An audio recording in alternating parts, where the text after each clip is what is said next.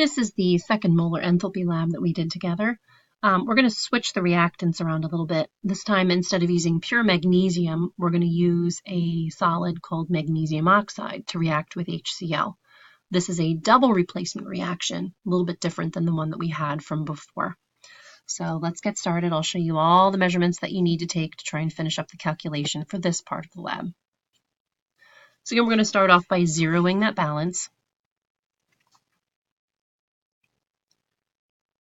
And the air currents are a little bit of a pain. We'll throw on our weighing boat and zero it one more time. There's our magnesium oxide, MgO. I'm going to take about a scoop of it.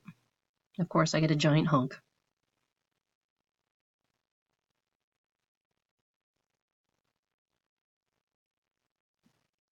I'm going to take that giant hunk out. Let's see how we're doing mass-wise. I want about 0.5-ish grams. That would be good. Hey, look at that, dead on.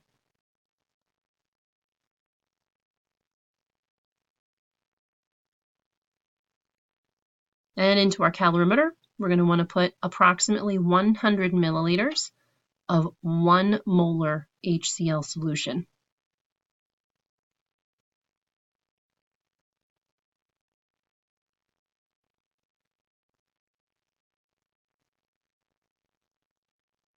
Got a little too much.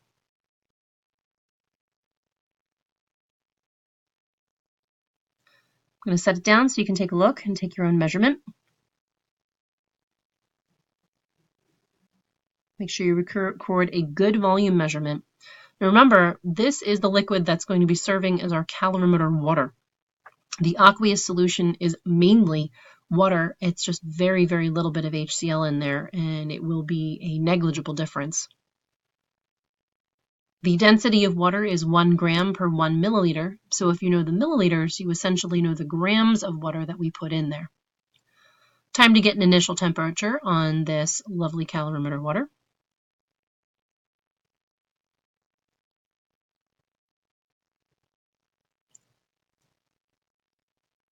Little calorimeter hula.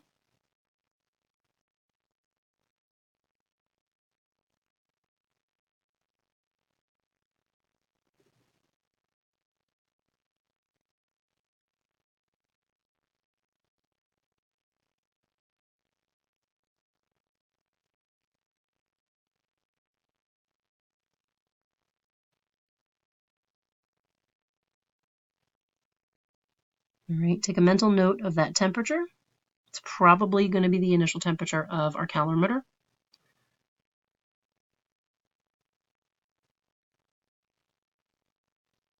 Let's move that lid to the side. Time for my 0.5 grams of magnesium oxide to go right into the tank.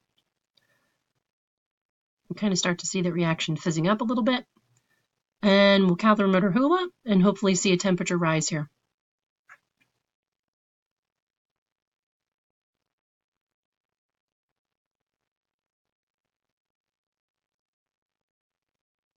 Yeah, I definitely see the temperature going up.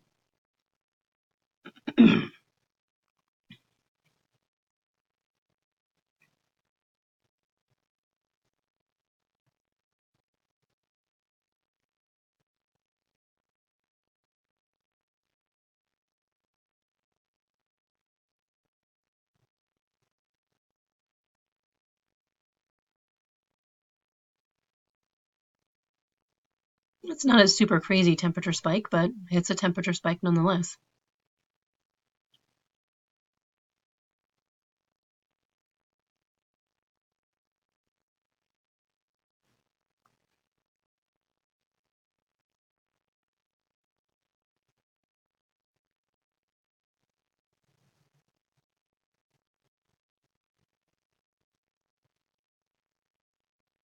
Again, constantly monitoring that temperature. We want to make sure that we record the highest temperature that we see right before it starts to fall back down again.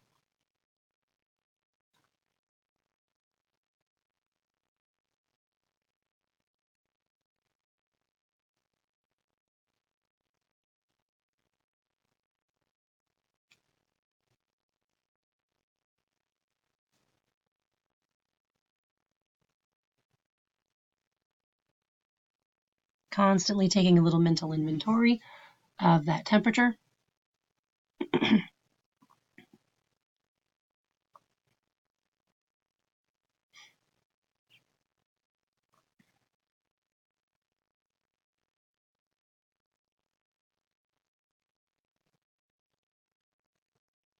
All right, so I think we have the highest temperature now. So again, the information that you should have the mass of the water in the calorimeter. We got that by measuring the volume of the aqueous solution we put in there. And we're going to use the density of 1 gram per 1 milliliter to convert it. You saw the initial temperature of the liquid in the calorimeter, and you just saw the final temperature of the liquid in the calorimeter.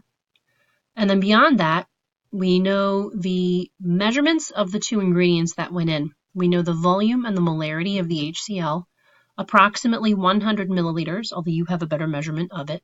And the concentration was 1.0 molar. That's a pretty strong concentration. And then we used 0.50 grams of magnesium oxide.